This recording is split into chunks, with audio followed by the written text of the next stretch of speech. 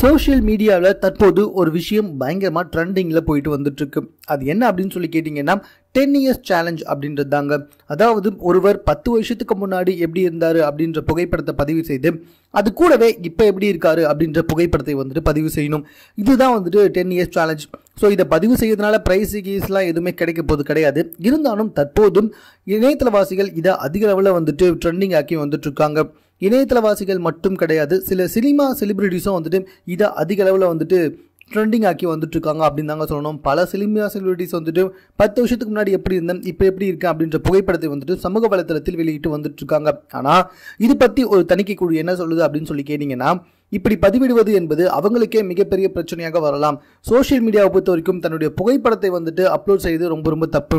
அதுவும் 10 வருஷத்துக்கு முன்னாடி இந்த புகைப்படத்தை வந்துட்டு அப்லோட் செய்வது ரொம்ப ரொம்ப தவறு அப்படின்ற மாதிரி ஒரு தணிக்கை குழு செய்து வந்துட்டு இருக்கு.